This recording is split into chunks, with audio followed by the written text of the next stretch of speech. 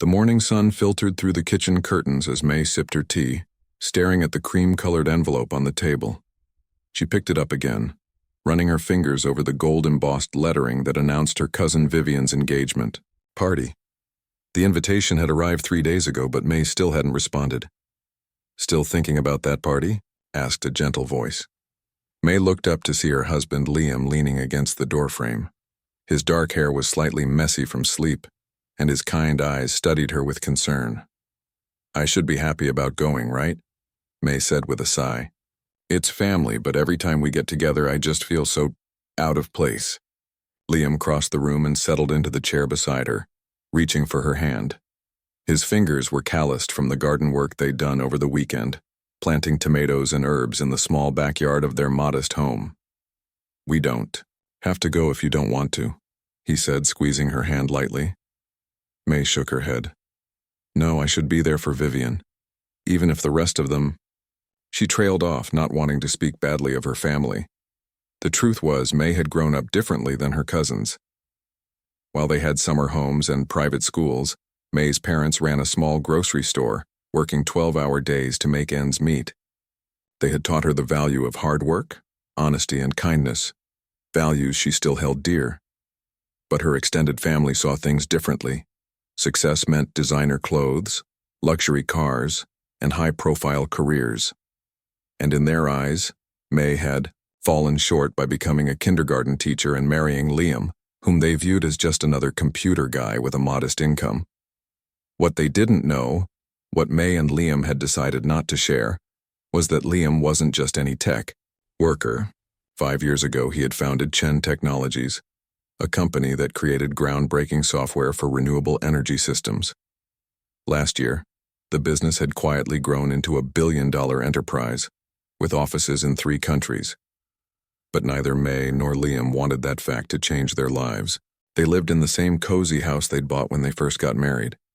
Liam drove the same reliable car, and May still shopped at local stores rather than high-end boutiques.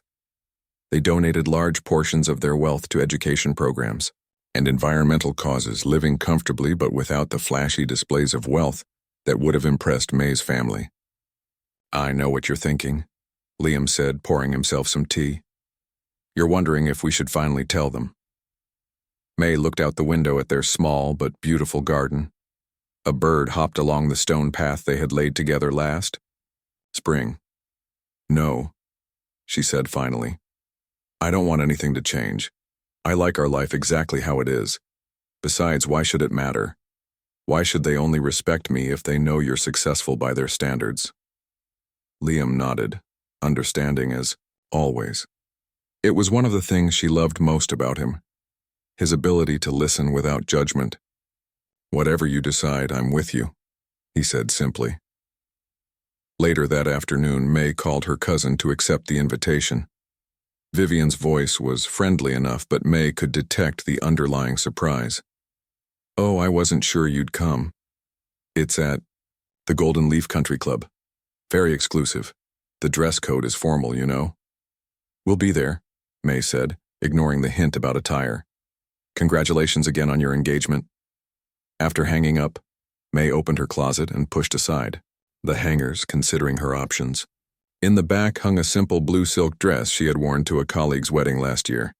It wasn't designer, but it was elegant in its simplicity.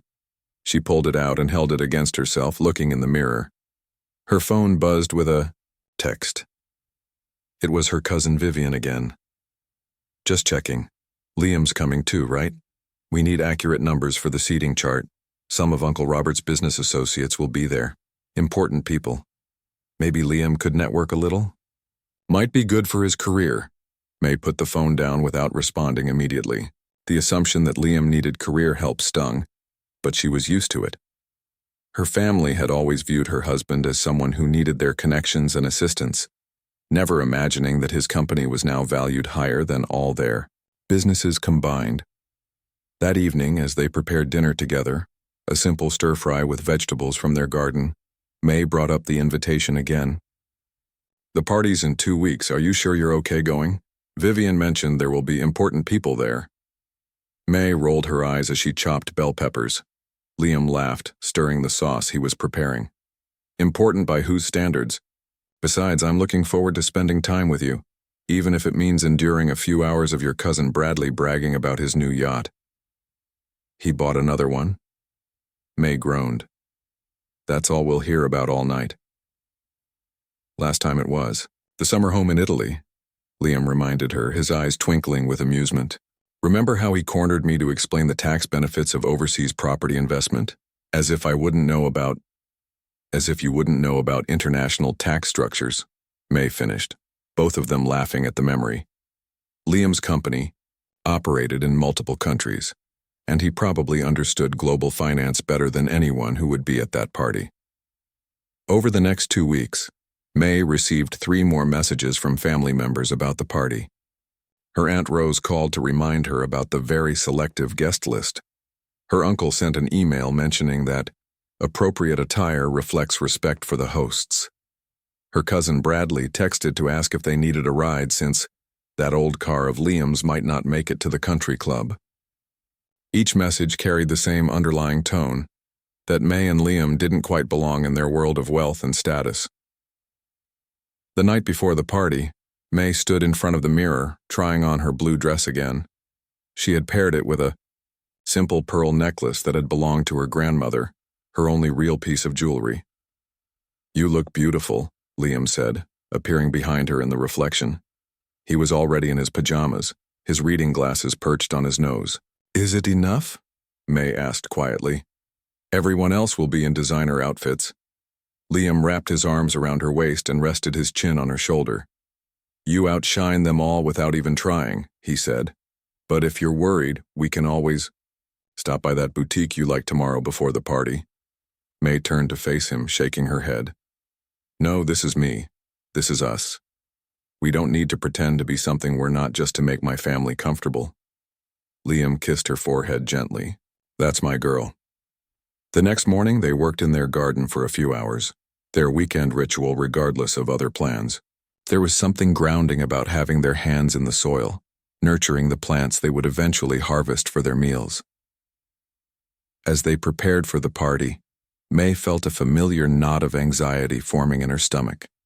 She applied minimal makeup, just enough to brighten her face, and twisted her long black hair into a simple but elegant bun. Liam emerged from the bathroom in his best suit. It wasn't overly expensive, but it fit him perfectly, highlighting his tall frame and broad shoulders. "Ready to face the lions?" he asked with a supportive smile. "As ready as I'll ever be," May replied, taking a deep breath.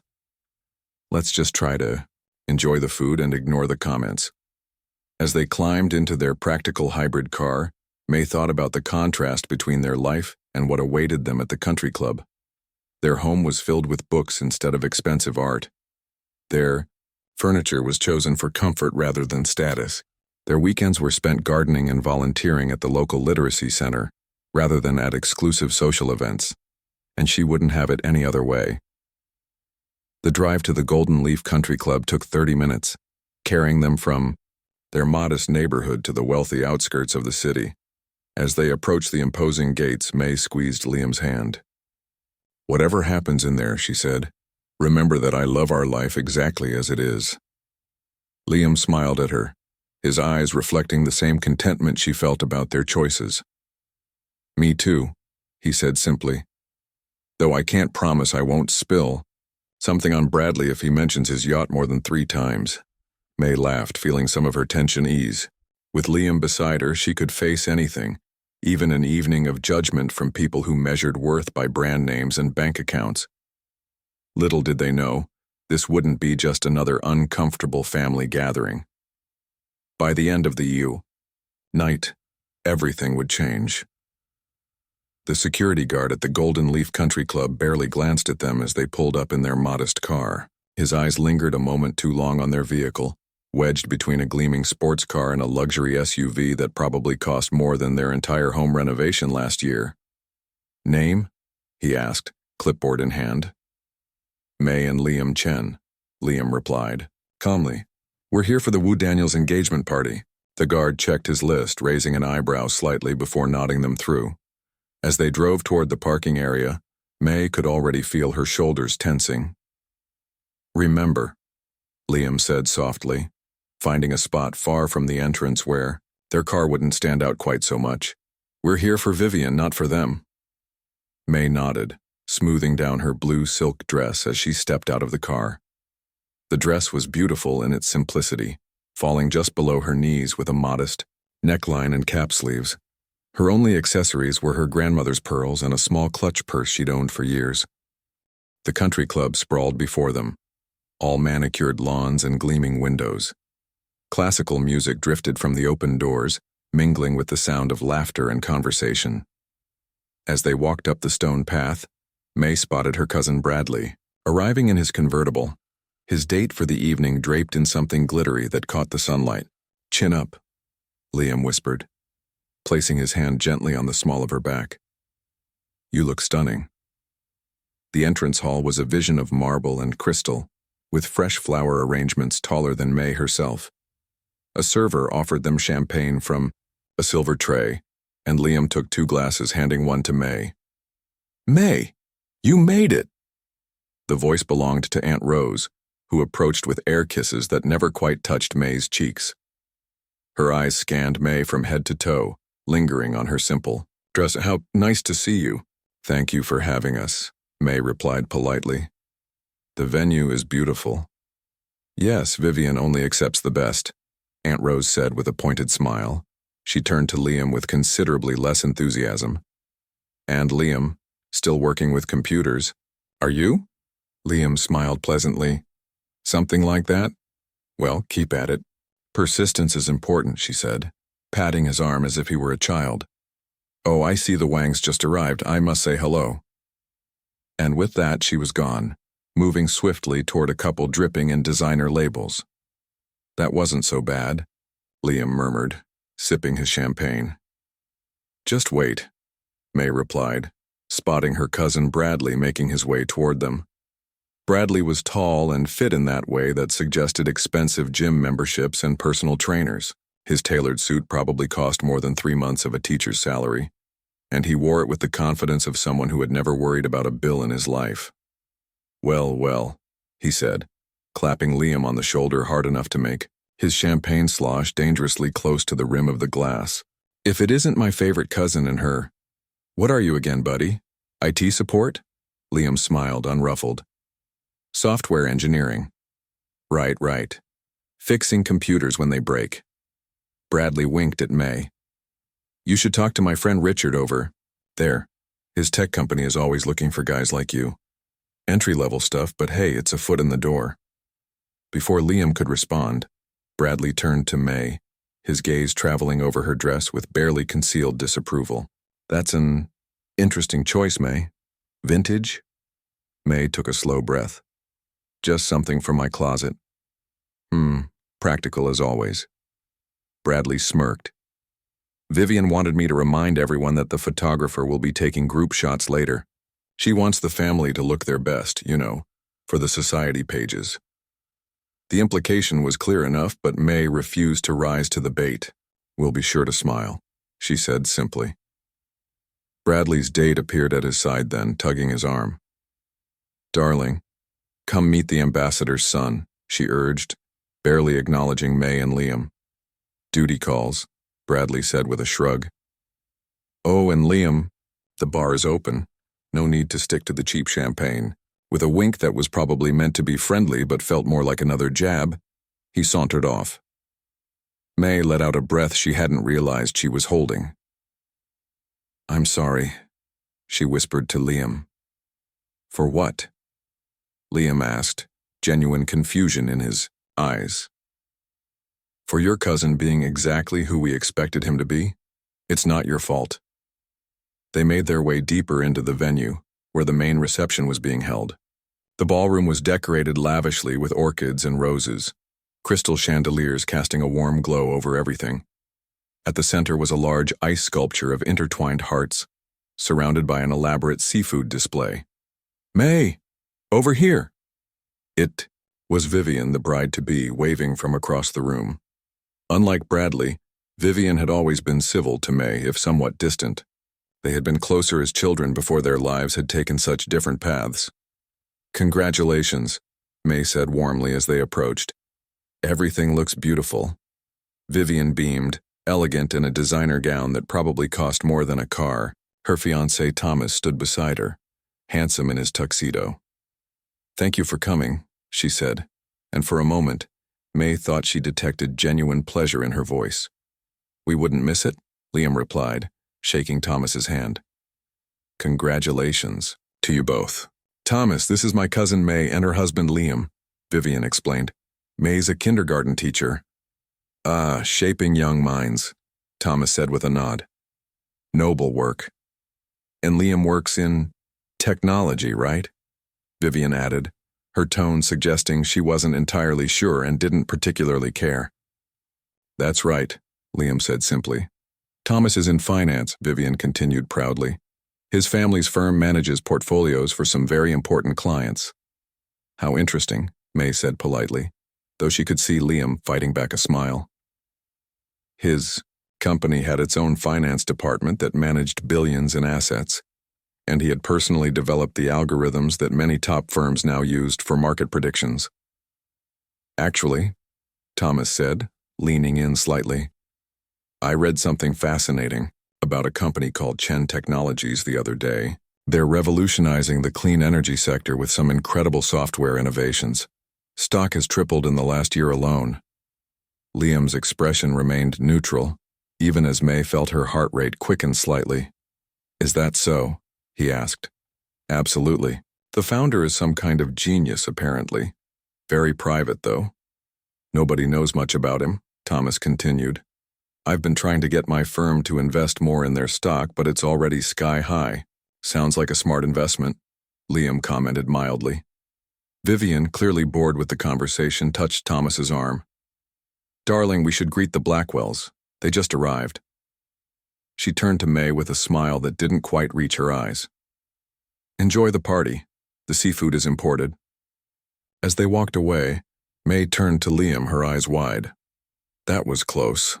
Liam looked amused. "He seems like a decent guy, knows his market research at least." Before they could continue their conversation, a server approached with another tray of champagne, and they were soon drawn into a circle of May's distant relatives, none of whom seemed particularly thrilled to see them. "So, May," said her Aunt Lily, who had always been the most openly critical of May's life choices, "still teaching those little ones? Such patience you must have. I could never do it for the money they pay." "I love my job," May replied truthfully. "The children make every day worthwhile." "And how do you manage on a teacher's salary these days?" Uncle Peter chimed in, swirling his expensive whiskey. "Especially in this economy." "We do just fine," May said, feeling Liam's supportive presence beside her. "Well, not everyone needs luxury," Aunt Lily said in a tone that suggested this was some kind of character flaw. "Some people prefer simplicity." The way she said it made simplicity sound like a disease. "And what about children of your own?" asked another relative, a second cousin May barely knew. "Surely you're planning to start a family soon. You're not getting any younger." May felt the familiar sting of these intrusive questions but maintained her composure. "We'll have children when we're ready," she said firmly. "But can you afford them?" Uncle Peter pressed. "Children are expensive, you know. Private schools, college funds, extracurricular activities, on your salaries." He let the sentence hang in the air, heavy with judgment. Liam, who had been quiet during this exchange, finally spoke up. "We've planned carefully for our future," he said calmly. "But thank you for your concern." The conversation mercifully shifted to other topics as dinner was announced. May and Liam found themselves seated at a table far from the main wedding party, with distant relatives and friends of the family who seemed equally disinterested in getting to know them. As the first course was served, a delicate crab bisque in porcelain bowls, May leaned close to Liam. "How are you holding up?" she whispered.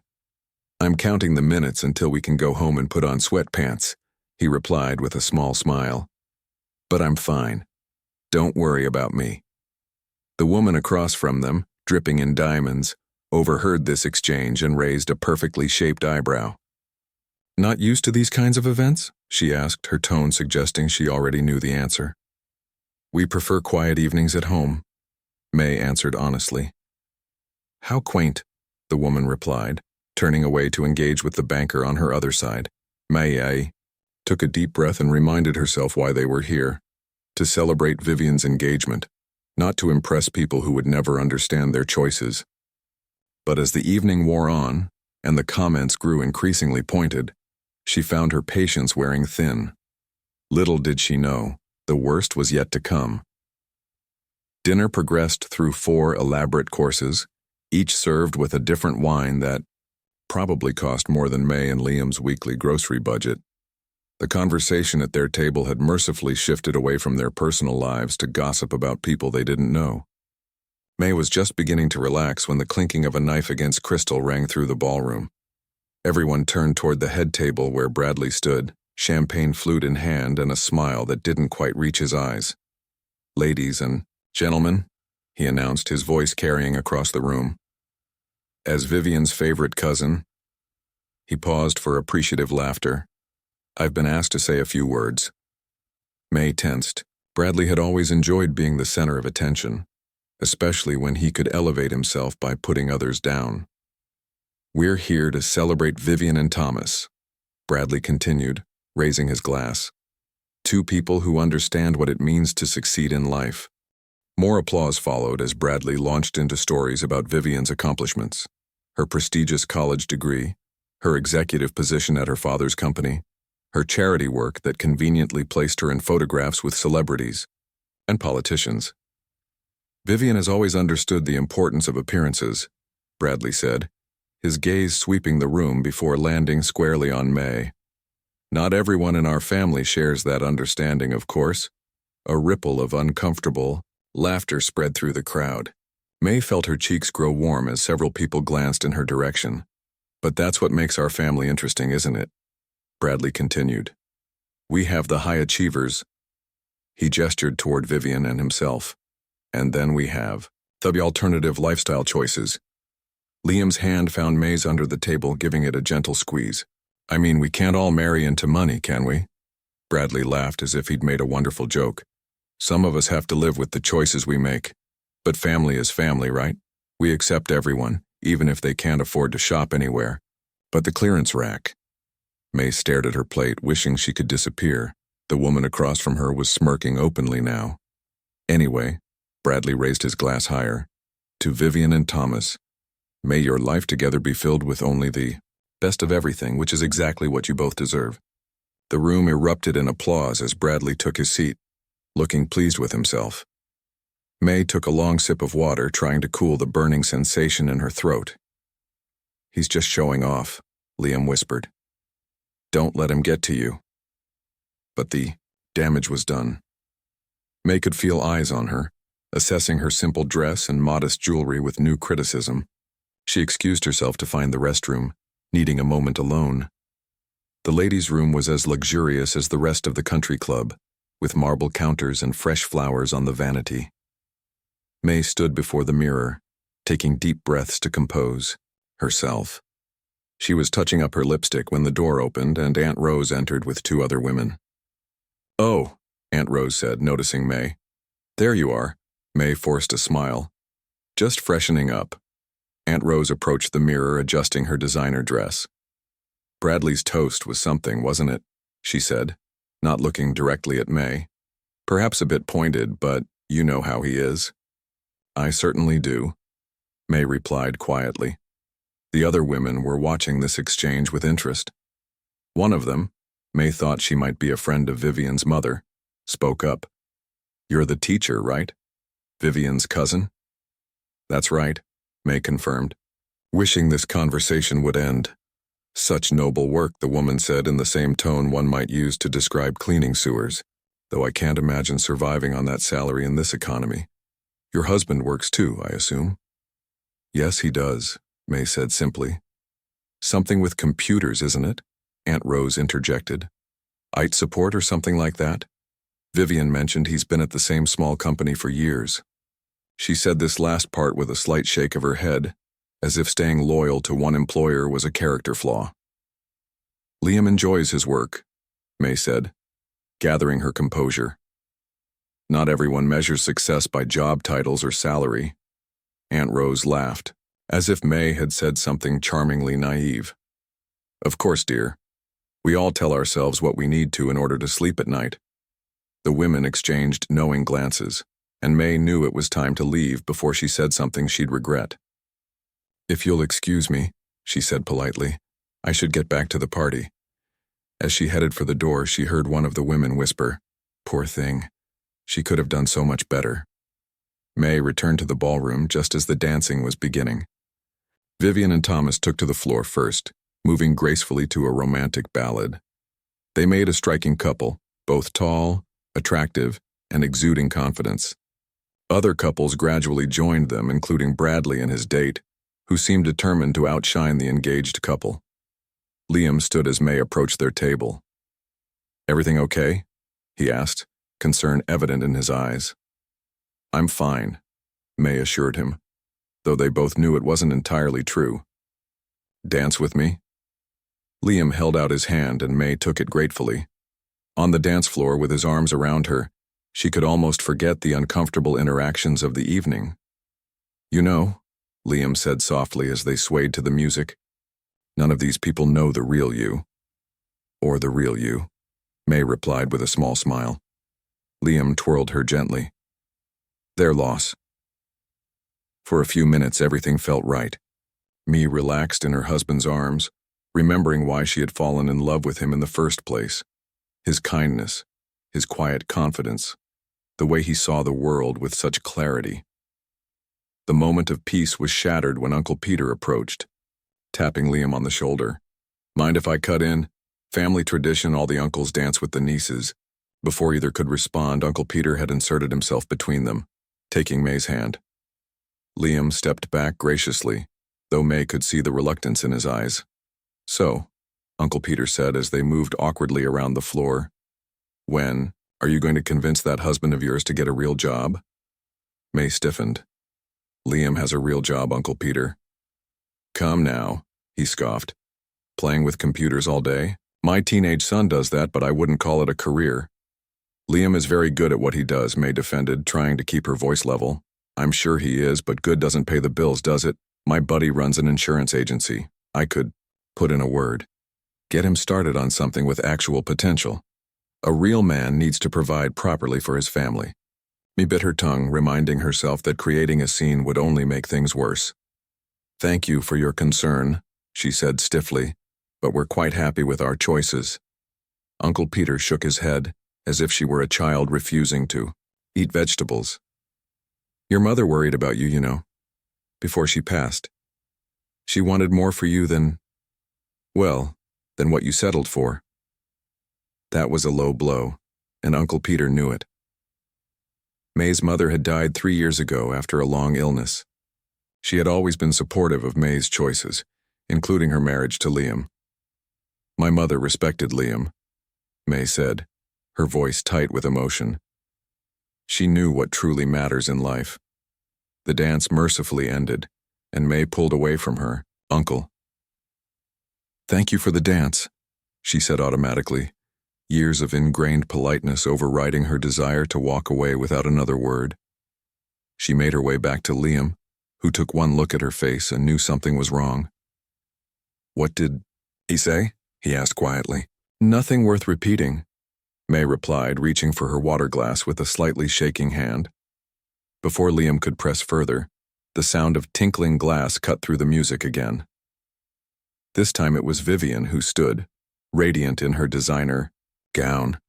Thank you all for coming to celebrate with us, she said, her voice carrying clearly across the room. Thomas and I are so grateful to be surrounded by successful, accomplished people who understand what it takes to build the kind of life we aspire to. Her gaze swept the room, pausing briefly on May and Liam. Family is everything, of course. And sometimes family can teach us what we want, and what we don't want in life. A few uncomfortable chuckles rippled through the crowd. I'm just so thankful that Thomas and I are on the same page about what success looks like, Vivian continued.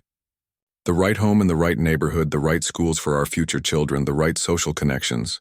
She smiled brilliantly. Not everyone understands these priorities, but that's what separates the Well, let's just say some people are content with less, and that's their choice. More laughter followed, louder this time. May felt as if a spotlight had been turned on her, illuminating her simple dress and modest accessories for all to judge. To our wonderful guests, Vivian concluded, raising her glass. Thank you for supporting our journey to the top.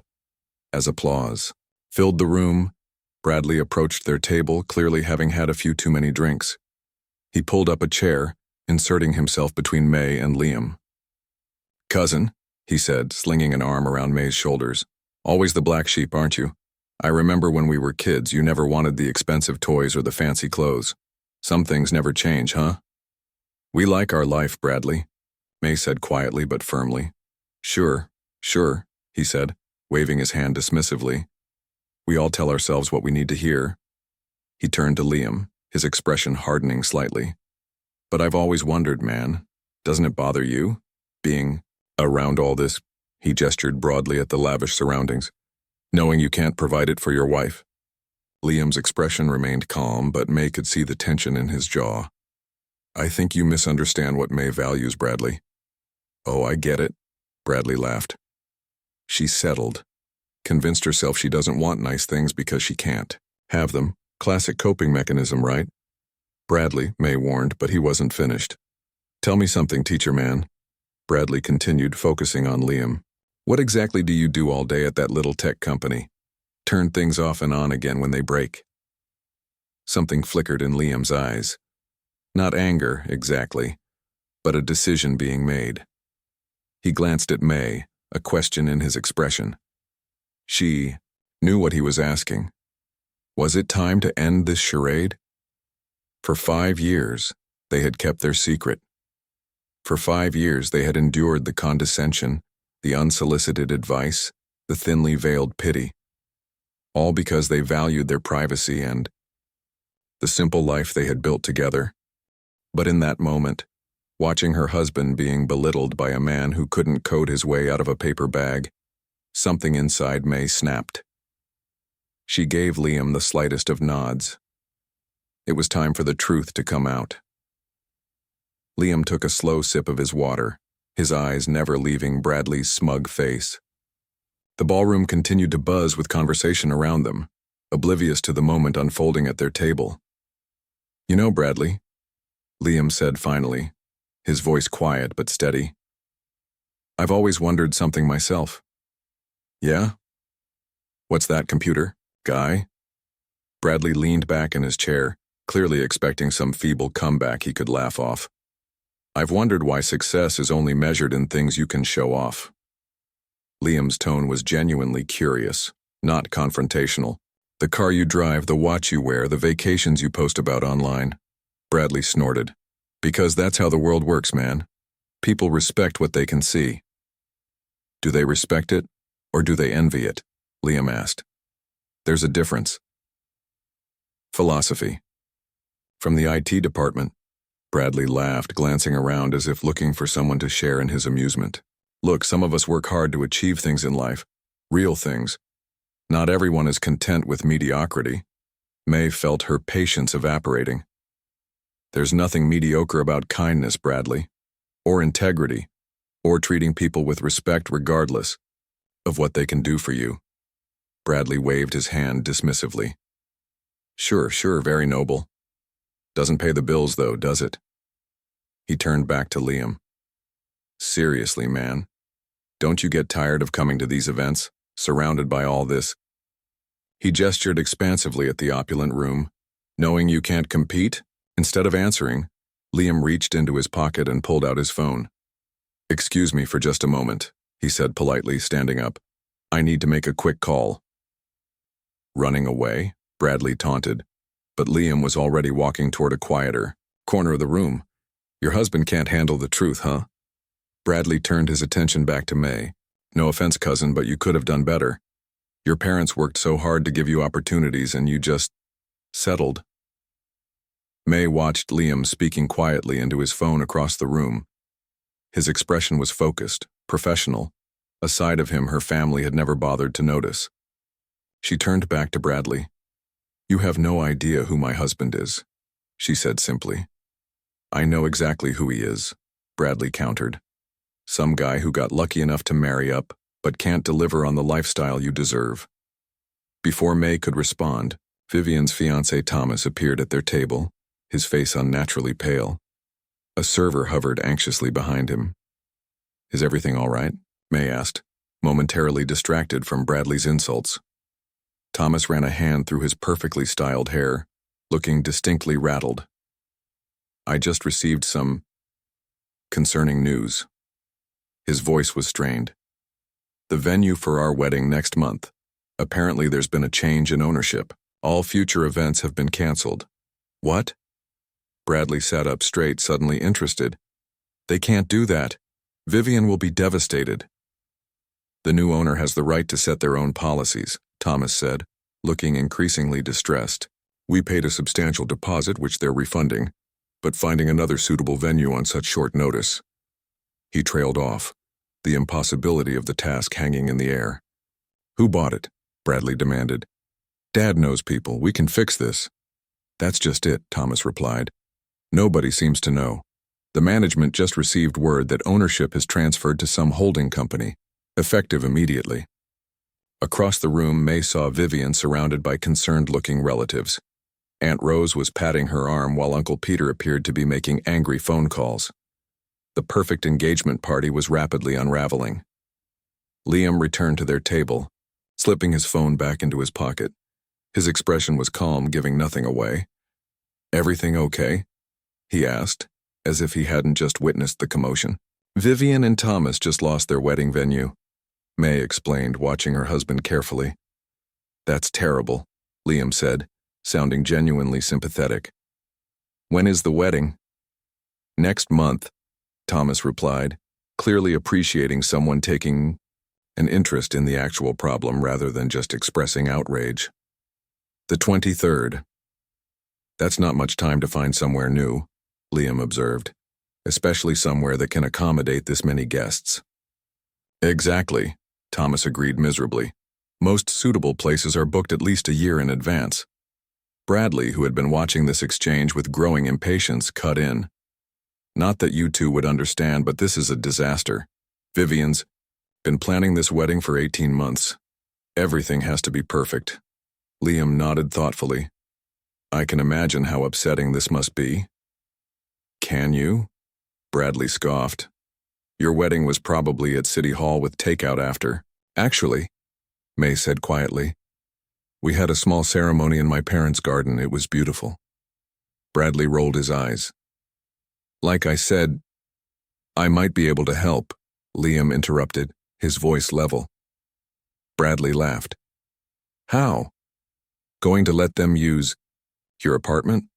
I'm sure Vivian would love getting married in a walk-up. Liam ignored the jab.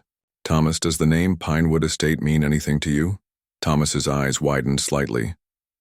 The historic property up on North Hill, with the gardens and the lake view. Of course, it's one of the most exclusive venues in the region. Impossible to book without connections. Not impossible, Liam said simply. Bradley's expression shifted from mockery to confusion. What are you talking about? Instead of answering, Liam turned to Thomas. My company acquired Pinewood Estate recently as a corporate retreat location. It's being renovated, but the main house and grounds are essentially ready. If Vivian likes it, she's welcome to use it for the wedding. A heavy silence fell over the table. Your company, Bradley repeated slowly.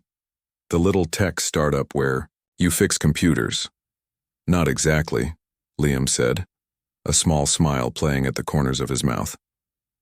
I own Chen Technologies. Thomas's jaw literally dropped. Chen Technologies? The Chen Technologies that just went public at $40 billion? The company that's revolutionizing renewable energy software systems? That's the one, Liam confirmed. Bradley's face had gone from red to white so quickly that May was almost concerned for his health. You're lying, he sputtered. You drive a 5-year-old hybrid. You live in a normal house. He seemed unable to reconcile this new information with everything he thought he knew. We live the way we choose to live, May said softly. Not the way others expect us to. The news was spreading through the party like wildfire. May could see people glancing in their direction, whispering behind their hands. Vivian was making her way toward their table, her expression a mixture of confusion and hope. "Is it true?" she demanded, looking directly at Liam. "Thomas says you can help with our wedding venue? If you'd like to consider Pinewood Estate, it's yours," Liam confirmed. "No charge, of course. Consider it our engagement gift." "Pinewood Estate," Vivian repeated, her eyes wide. "But who are you, really?" Uncle Peter had joined them now, along with Aunt Rose and several other relatives, all staring at Liam as if seeing him for the first time. "He's the founder and CEO of Chen Technologies," Thomas explained, his voice filled with newfound respect. "One of the most successful tech companies in the world." "That's not possible," Uncle Peter scoffed, but his voice lacked conviction. "He's just an IT guy."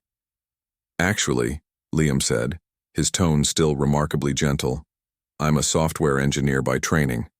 I developed the first version of our energy optimization algorithm in my garage 7 years ago. We now have offices in 12 countries and over 4,000 employees. But you never said anything," Aunt Rose said accusingly, looking at May.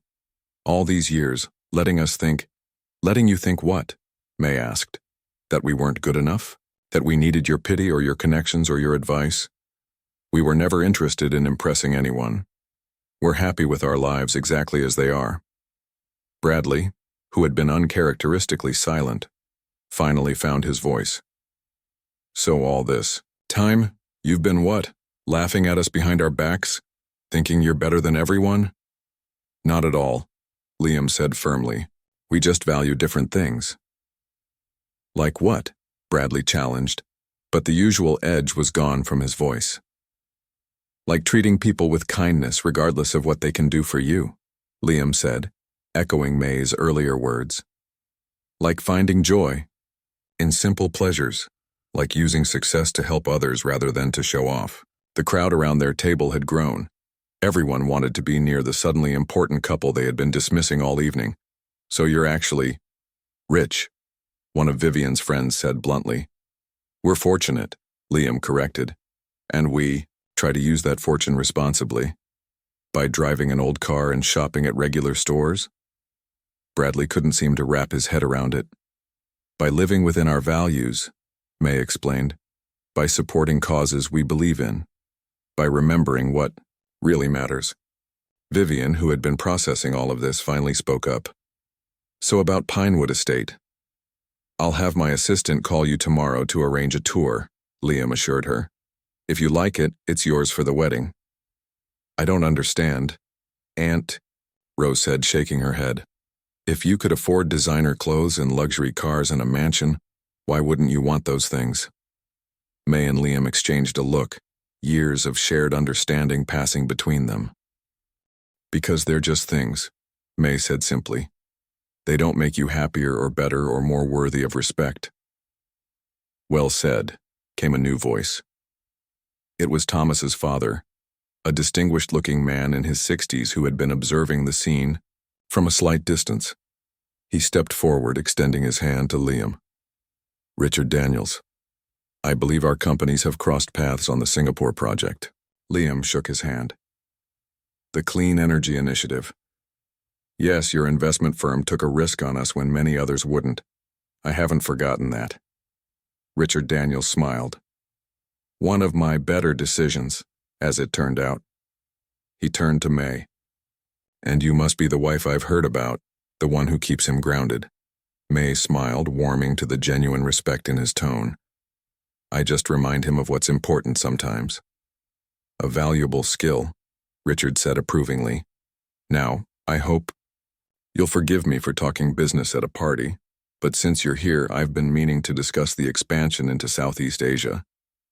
As Richard led Liam a few steps away for a conversation, May found herself surrounded by relatives who suddenly wanted to know everything about her: her teaching, her charity work, her opinions on current events.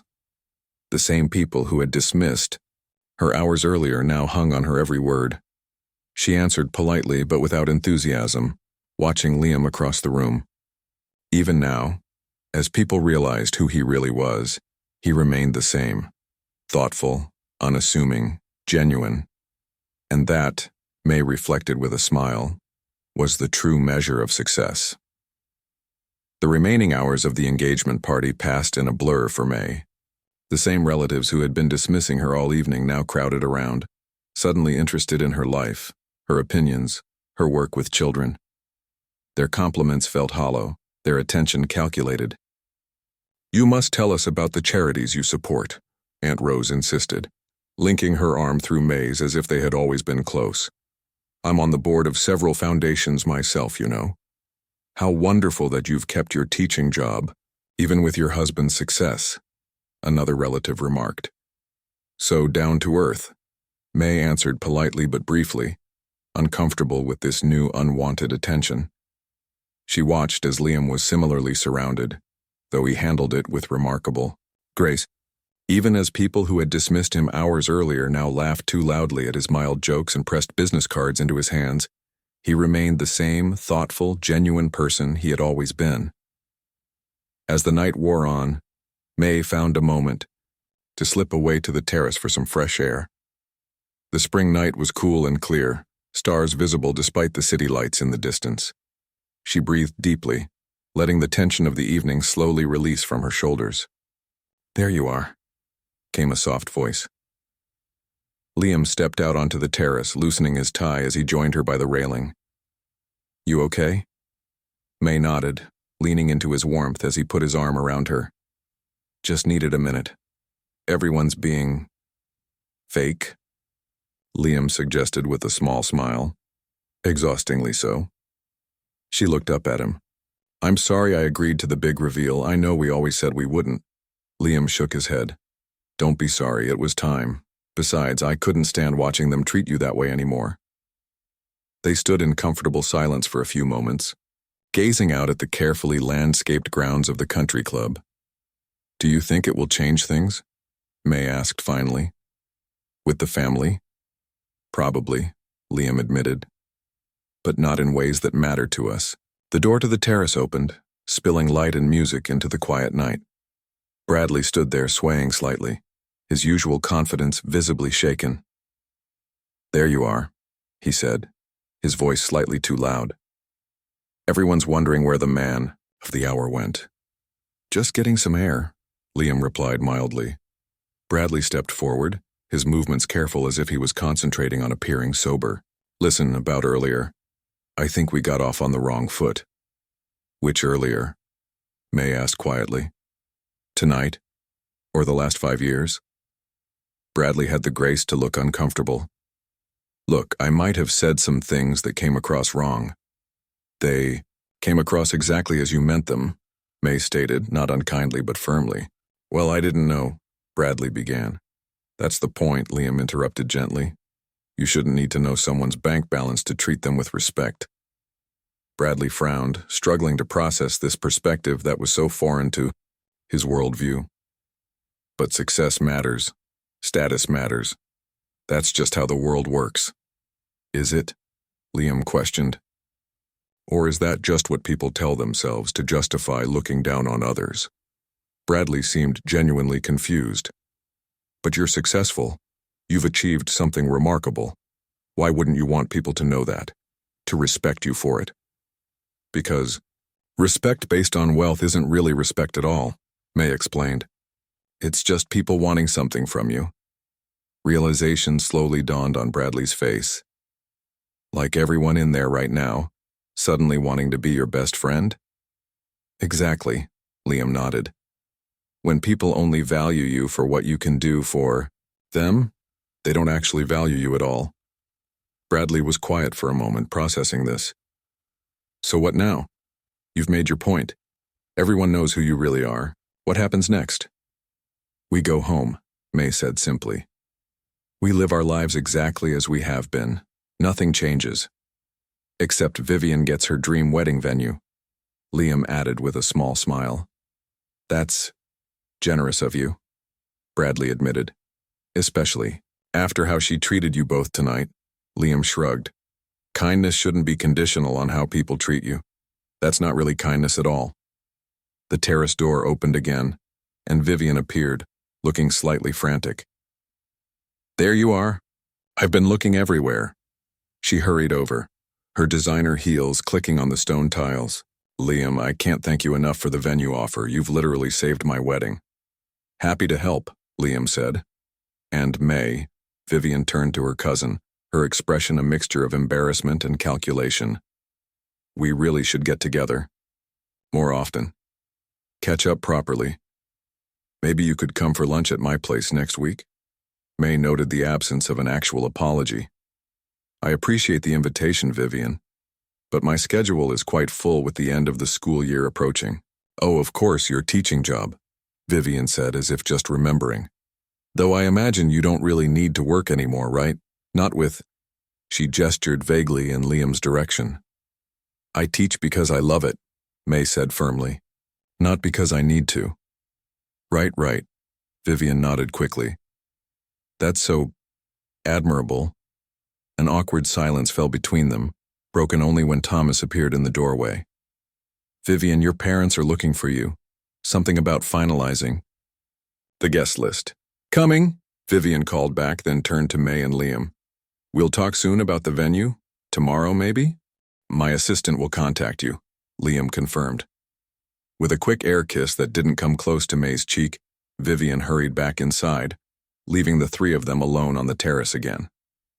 She didn't apologize, Bradley observed, surprising both May and Liam. No, May agreed. She didn't. Bradley seemed to be having some kind of internal struggle. Finally, he sighed heavily. I should have. Apologized, I mean, for the things I said. Yes, you should have, May said, not unkindly. I'm sorry, Bradley said, the words sounding unpracticed and genuine. Not because you turned out to be rich, but because I was a jerk regardless. Thank you, Liam said, offering his hand. Bradley shook it, looking slightly relieved. So what happens now? Bradley asked again. May smiled softly. Now we go home, take off these fancy clothes, and watch that cooking show we recorded. Tomorrow, we'll work in the garden if the weather's nice. And donate to the Children's Library Fund, Liam added. They're still short of their goal for the new reading room. Bradley looked between them, clearly still struggling to reconcile their wealth with their simple lifestyle choices. And that's enough for you? When you could have anything? We do have everything we want, May said simply. Just not what other people think we should want. The revelation seemed to hit Bradley with unexpected force.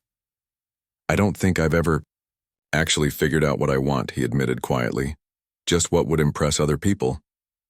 It's never too late to start, Liam suggested. Bradley nodded thoughtfully, then cleared his throat. I should get back inside. My date is probably wondering where I went. He hesitated, then added, Will I see you both at the wedding? We'll be there, May assured him. After Bradley left, May and Liam remained on the terrace a moment longer, enjoying the rare peace. Ready to go home? Liam asked eventually. More than ready, May replied. They slipped back inside, said their goodbyes as quickly as politeness allowed, and escaped to their sensible hybrid car among the luxury vehicles. 3 weeks later, Vivian and Thomas were married at Pinewood Estate. The historic property was even more beautiful than its reputation suggested, with manicured gardens, a stunning lake view, and an elegantly restored main house. String lights had been hung in the ancient oak trees, and flowers bordered the pathways, where guests mingled during the reception. May and Liam attended as promised, though they chose to sit toward the back during the ceremony. They watched as Vivian, radiant in her designer gown, said her vows beneath a flower-covered arch overlooking the lake. She does look happy, May observed as they sipped champagne during the reception. She does, Liam agreed. And the venue is perfect for them. Several of May's relatives approached them throughout the evening, some with transparent attempts to establish connections, others with seemingly genuine interest in getting to know them better. May remained polite but reserved, uncertain which overtures were sincere. To her surprise, it was Bradley who seemed most transformed by the events of the engagement party. He approached their table during dinner, alone and clear-eyed. Mind if I join you for a minute, he asked. May gestured to the empty chair beside her. Of course. I've been thinking a lot about what you said, Bradley admitted, fiddling with his water glass. About figuring out what I actually want versus what impresses other people. And, Liam prompted gently. And I've realized I'm not particularly happy, Bradley said with surprising candor. All these things I've accumulated, all this status I've chased. And for what? I don't even enjoy most of the people I'm trying to impress. May felt an unexpected surge of sympathy for her cousin. What are you going to do about it? I'm not sure yet, Bradley admitted. But I'm starting by being more honest with myself. And he hesitated. I was wondering if I could talk to you sometime about your foundation work, the educational initiatives you support. I'd like to learn more. We'd be happy to, Liam said, his expression warm. As Bradley rejoined his date across the room, May leaned against Liam's shoulder. Do you think people can really change? She asked quietly. I think they can if they want to, Liam replied. Some just need a wake-up call first. Later, as they danced under the stars to the soft music of the band, May reflected on everything that had happened since that cream-colored invitation had arrived on their kitchen table. Their lives hadn't changed in any meaningful way. They still lived in the same house, still spent weekends in their garden, still found joy in the simple pleasures they had always valued. But something had shifted in how they related to her family. Not just in how her relatives treated them, that was to be expected if somewhat disappointing, but in how May herself felt about these gatherings. The need for approval, the sting of judgment, the effort to justify her choices. All of it had diminished.